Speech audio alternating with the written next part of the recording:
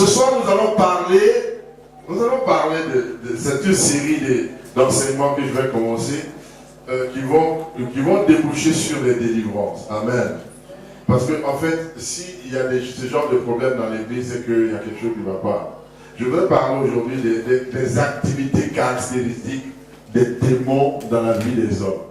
Répète après moi. Les activités caractéristiques des démons dans la vie des hommes et des chrétiens en particulier. Alléluia. Vous voyez, il y a deux royaumes dans ce monde. Il y a le royaume de Dieu et le royaume du diable. Il y a le royaume des lumières et le royaume des ténèbres. Alléluia. Le royaume de Dieu, c'est le royaume où Dieu gouverne. Et dans ce royaume, on marche par les principes de Dieu. On marche par la parole de Dieu. On marche par les lois de Dieu. Alléluia. Donc quand on est dans le royaume de Dieu, on est obligé de marcher par les principes de Dieu. Le principe de Dieu, c'est sa parole. Gloire à Dieu. Donc dans le royaume de Dieu, nous vivons et nous marchons par la parole de Dieu. Alléluia. Vous voyez, quand nous regardons dans la vie des hommes, la Bible dit que l'homme est l'image de Dieu. Et nous savons que Dieu est esprit. Le monde dans lequel nous vivons est un monde à trois dimensions. Nous avons les cieux, nous avons la terre et nous avons les eaux. Amen. Plus bas que la terre. C'est ce que la Bible nous enseigne. Sur le plan visible, il y a trois dimensions. Maintenant, il y a une quatrième dimension qui, elle, est une dimension spirituelle.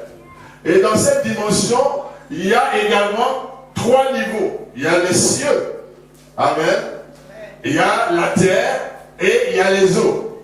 Et dans la dimension spirituelle, c'est là où les esprits ont leurs activités.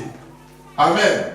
Et tout ce qui est esprit a une activité dans cette dimension. Donc nous voyons, c'est une dimension invisible. Nous voyons Dieu dans le troisième ciel, par exemple. La dimension spirituelle parle de trois cieux. Il y a le ciel, troisième ciel où se trouve Dieu.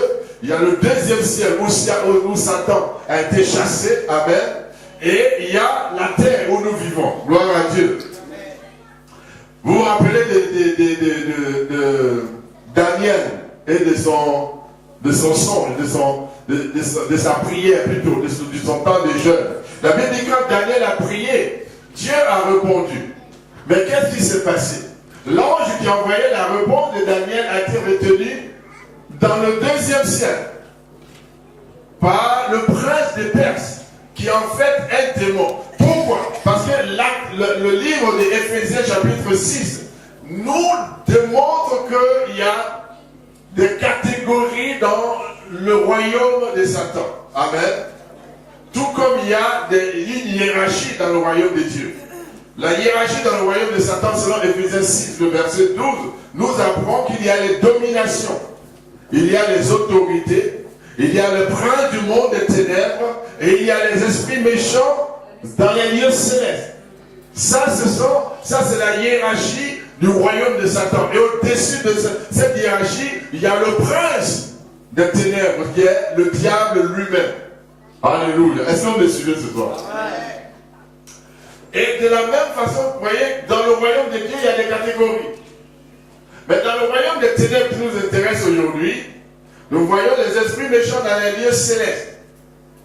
Mais il n'est pas fait mention des sorciers, par exemple. Mais qui sont les sorciers? Les sorciers, ce sont des êtres humains qui ont prêté leur volonté au diable pour faire du mal. Est-ce que vous me suivez? Le sorcier, c'est un être humain qui a prêté sa volonté, parce que quand Dieu a créé l'homme, la force la plus puissante qu'il lui a donnée, c'est la capacité de décider, le libre choix, la volonté. C'est pour ça qu'il dit, je mets devant toi la vie et la mort, la bénédiction et la malédiction. Choisis. Alléluia. C'est parce que l'homme avait la capacité de choisir qu'il a été capable de pécher contre Dieu dans le jardin d'Éden. Quand le péché s'est présenté à lui, il avait le choix. Amen. Donc de toutes les créatures de Dieu, l'homme était l'image de Dieu. Et nous savons que Dieu est esprit. Donc nous comprenons par là que l'homme lui-même est esprit. Amen. Amen. Mets ta main sur ta poitrine, dis je suis esprit. J'ai une âme et je vis dans un corps. Répète encore, je suis esprit. J'ai une âme et je vis dans un corps. Vous voyez, beaucoup de gens ne comprennent pas ce principe. Et ils sont contrôlés par leur âme, par leurs émotions, par leurs sentiments, par leurs désirs. Ils sont contrôlés par tout ce qui est intellectuel, par exemple. Le raisonnement, les philosophies. Mais dans le monde spirituel, ces choses n'ont pas d'action. Alléluia. C'est pour ça, 1 Corinthiens nous dit, nous ne marchons pas par la vue, mais nous marchons par la foi. Ça veut dire quoi? Dans le monde spirituel, les 5 sens physiques n'existent plus. Dans le monde spirituel, par exemple, l'intellect n'a plus sa place. Le raisonnement n'a plus sa place. Nous marchons par la parole de Dieu. C'est ce que Dieu a dit, un point, un trait. Gloire à Dieu. Mais beaucoup de gens sont contrôlés par leurs émotions. Ils sont contrôlés par leurs sentiments. Ça fait que dès l'instant où il y a une situation, ou une parole qui écorche leurs sentiments, ou leurs émotions, tout de suite ils sont offensés. Et le résultat, c'est qu'ils se laissent conduire. Au lieu d'être conduits par la parole de Dieu, ils se laissent conduire par leurs sentiments. Et comment ils se sentent? Alléluia. Alléluia. Non, le chrétien marche par la foi. Gloire à Dieu. Mais le problème qui se pose, et que les gens posent souvent, c'est est-ce qu'un chrétien peut avoir des démons? Hein? Et nous allons le montrer bibliquement. Parce qu'il y a des dénominations où on croit que quand tu es sauvé, tu ne peux pas avoir des démons. Parce que Jésus a tout accompli à la croix du Calvaire. Ça c'est vrai. Mais il y a une réalité que Jésus lui-même nous a démontré dans la Bible. C'est la résurrection de Lazare. Amen. Alléluia. Quand Jésus a ressuscité Lazare de la mort, il dit Lazare sort. Et quand Lazare est sorti, il n'a pas abandonné Lazare et puis il est parti. Non. Il a dit à ceux qui étaient autour de Lazare, déliez-le et laissez-le aller. Alléluia. Lazare était ressuscité, mais il était lié.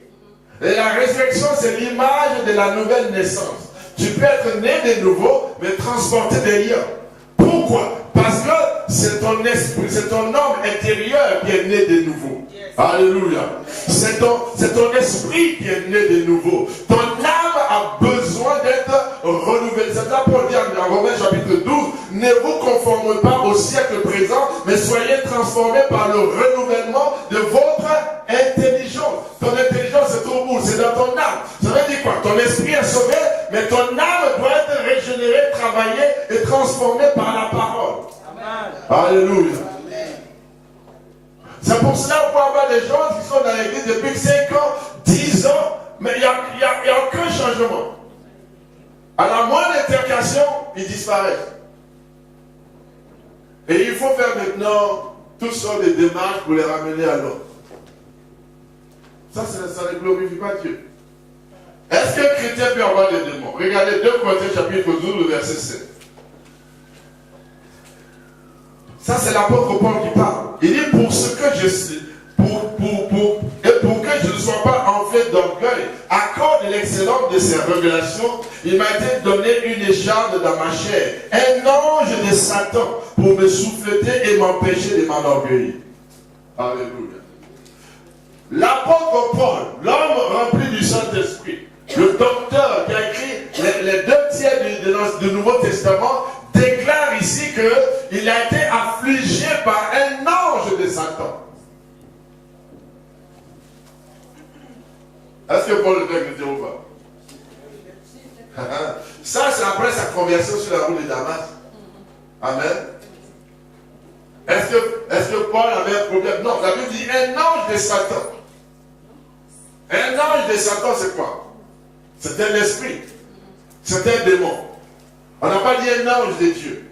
Parce qu'il y a les anges de Dieu et les anges du diable. Quand le diable a été chassé du ciel, la Bible nous apprend qu'il a été entraîné dans sa rébellion avec un tiers des anges de Dieu. Et c'est ces anges-là qui sont devenus des esprits impurs. C'est eux qui forment le royaume de Satan. C'est eux qui travaillent avec lui. Alléluia. Donc vous voyez, il y a deux royaumes dans ce monde. Il y a le royaume de Dieu et il y a le royaume du diable. Où il n'y a pas de, vous voyez, il n'y a pas de demi-mesure. Où tu es dans le royaume de Dieu, où tu es dans le royaume du diable. Où tu es dans la lumière, où tu es dans les ténèbres. Et c'est un choix que chacun doit faire. Alléluia. Tu ne peux pas être à cheval entre les deux. Il y a d'autres qui diront, oh moi je ne fais pas de mal, je ne tue personne. Non, non, non, ça ne sauvera pas ton âme. Romains chapitre 10 nous dit que ça, si tu confesses de ta bouche le Seigneur Jésus et tu crois dans ton cœur qu'il a été ressuscité, tu seras sauvé. Alléluia. Donc ce n'est pas ta propre justice qui va te sauver, c'est en acceptant le prince de la vie que tu vas être sauvé. Aussi longtemps que tu n'as pas Jésus, tu es dans les ténèbres. Alléluia. Vous voyez, les gens se demandent, mais pourquoi le diable est déchaîné contre l'église? Parce que c'est simple. Il n'a pas besoin de se déchaîner contre le monde, parce que le monde est avec lui. Le monde est pour lui. Alléluia. La Bible appelle le prince du monde.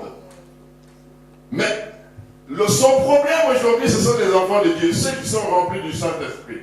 Son problème, c'est de démanteler l'église de Jésus. Son problème, c'est d'attaquer les saints et détruire la volonté de Dieu sur leur vie. Son problème, c'est d'empêcher les élus de Dieu d'être ce que Dieu veut qu'ils soient. Alléluia.